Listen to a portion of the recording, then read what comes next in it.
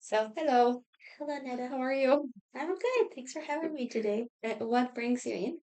Um, I have a lot of anxiety around my work phone, like uh, responding, particularly like to text messages or voice messages.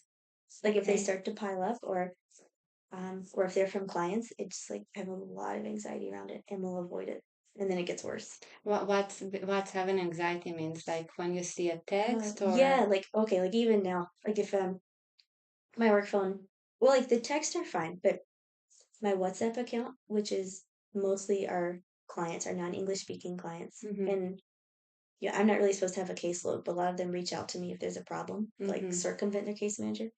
I have 35 messages on my WhatsApp that I like haven't opened this week because looking at it stresses me out. Mm-hmm. And then I have three voicemails, and voicemails stress me out. And I think it's because I'm a millennial. I don't know, but I need to do those things as soon as they come in. Mm-hmm. But it stresses me out, and then I avoid it and do other things, and then it gets worse. Okay. So, I'm just gonna take some notes just to Okay. kind of like keep track of the things that you said and like coming back to your thoughts and feelings. And we're just gonna like focus on specific situations just because of the lack of time. So you did bring up a specific situation. So we're gonna take that situation. You get in a lot of messages from a client to your WhatsApp, and anxiety kind of set in because I'm assuming because you have a lot of messages that you haven't read, or can you clarify a little bit? I'm not even sure I know what it is. Like I just know I see the little 35 in the corner, and like Mm-hmm. I feel my heart rate go up, and like it stresses me out. And so I just push it to the side, and you have a lot of things to do. So there's always something else to do, and I can Mm-hmm. justify not doing it. But I'm not sure why it stresses me out. Maybe because it represents a lot of work. Like if a client is coming to me and they have a case manager, but they're coming to me, it's something complicated is Okay. happened. And Mm-hmm. like I just already feel really stressed. And uh, I don't like letting clients down. Okay. So sometimes I don't want to be presented with a complicated situation Mm-hmm.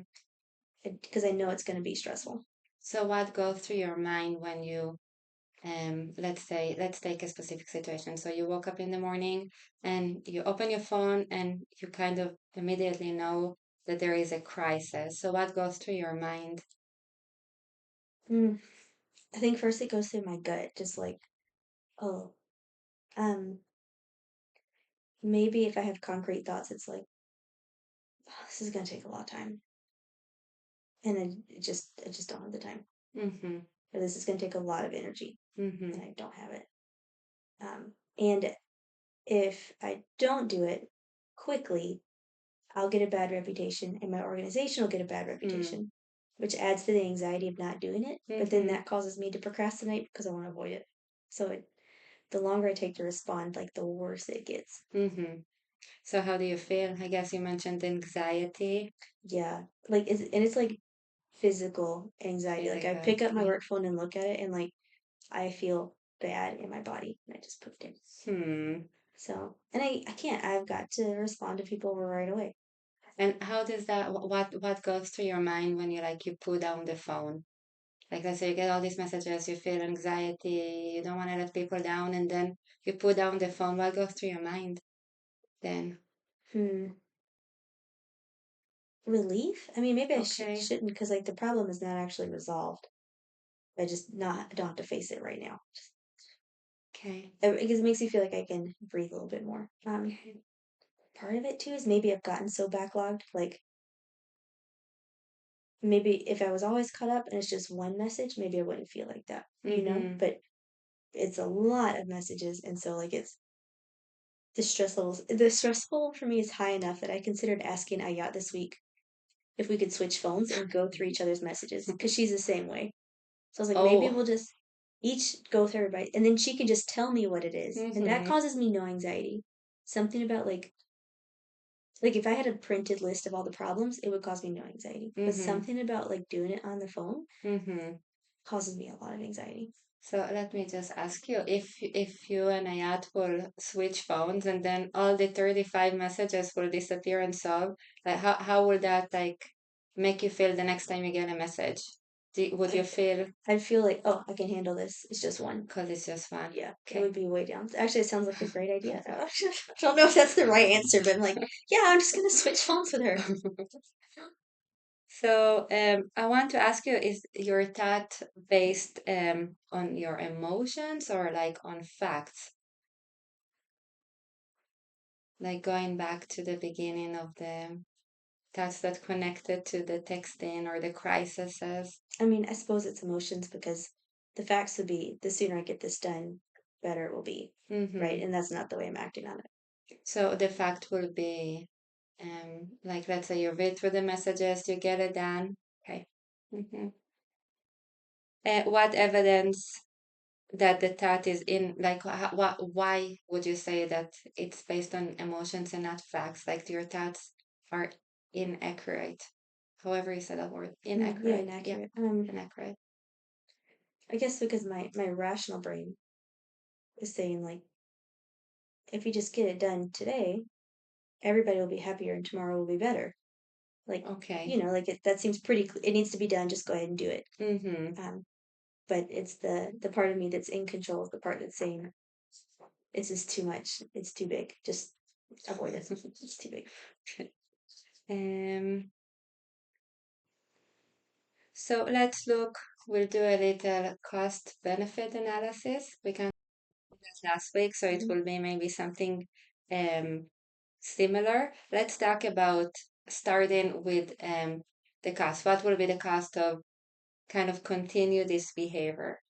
I'll be more stressed every time I look at my phone, and whatever Mm-hmm. issues my clients are having will pile up, and their trust in the organization will go down Okay. Because they're waiting because they're for you to waiting. answer and then they're waiting longer and longer. Um, what will be the benefits of you not answering the text or kind of staying in the same state? Sometimes some things just resolve themselves. You just ignore them, which is not good care. Um, and I guess the short term benefit is just right now I'll feel better, and that's what's been driving it. Is if I put it off right now, I will feel better, Mm-hmm. and that's true. But Mm-hmm. then it's like a week, and the problem has not gone away. Okay. So let's look at the cost of not not answering those phone calls. Mm-hmm. What will be the cost? Cost of not answering, yeah, lower trust. Mm-hmm. Um, their problems get worse, um, and then my list gets longer because they pile up. Okay. Okay. So I'm assuming the benefits of answering would be just the opposite, kind Yeah, of building trust with clients, more being a trust. mm-hmm. Um, list is smaller, it's more manageable, better Mm-hmm. reputation for the organization. What about you? Not about like the organization Mm, side, what would be the benefits for you? no, I'd just rather not have a phone. Mm, I mean, the benefit for me is to get down for it to be zero, and then I have no anxiety around it, and Okay, it's yeah. empty. Mm-hmm. I'm not seeing any benefit to going through them. I mean, other certainly lots of benefit for the client, but for me, it's going to be stressful the whole time because generally, if the clients are reaching out to me, it's either a very complicated problem or they're unhappy with the case manager or the case manager has somehow defaulted or abandoned them, which is Mm-hmm. most of these clients, they're coming from our case manager that quit and disappeared. Mm-hmm. So, yeah. So, like, I know I'm going to have to do the work. I don't have the time or space for it. Mm-hmm. They're going to want to meet in person. Like, it just seems like too much. Mm-hmm. Okay. So, we kind of talked about the situation and then how it will look if you start answering those texts and how it would look if you didn't. And how kind of like your thoughts affected your feelings, affected your behavior. And then if we're trying to take the situation and make it different, like how would you like restore it? the situation, touching the areas that we talked about. Is it avoiding my problems if I assign it to a coworker or like to an employee? Mm-hmm. I mean, maybe it is, but that brings me much peace. Like, okay, Okay. I'm just gonna like I just have too much to do. Can somebody? I don't mind resolving the problems, but could somebody else order them for me and whatever lay out what I need to do or what I could give to the coworkers? Maybe on a more like accountability stance. It would be if I said to myself, "Look, I'll just do 5 today. I'll Okay. get to 5 today, and tomorrow I'll do 10." And then if I do 15 on Friday, I'll be just about done. Okay. What will be more realistic, to give it to one of the case managers or a different staff, or to start working through those texts yourself? I think it's better if I do them myself. Okay. I just don't like it. But it's probably more fair to clients. Okay. All right. I appreciate you And sharing this with thank you. me. Do you have any questions for me before we end? Um, no, just generally, why are millennials so anxious about voicemails? Like I know a lot of people in my age bracket that cannot have a lot of anxiety around voicemails. Around voice message? Yeah, I prefer phone calls, so I do leave voice messages. it's just you. I'm just like it's like we all got informed about 9/11 via voicemail or something. Like Hmm. we did not. We didn't. But yeah, there's like a lot of phone anxiety for people my age, and I'm not sure where it came from. Hmm. Feel like I don't see my And your like parents. Jeff and Vern who are boomers. Mm-hmm. They'll call anybody anytime, no Mm-hmm. problem. I have a lot of anxiety about picking up the phone and cold calling somebody, and I Mm-hmm. don't know why. It Hmm. drives me crazy. Anyway, that's just I'd like for somebody to research that. Because I think a lot of people my age have anxiety about making phone calls Mm-hmm. with no prior history of like receiving a traumatic phone call. Mm-hmm. Yeah, Yeah. Interesting point. yeah. You can do your Thank you. PhD on that. Thanks.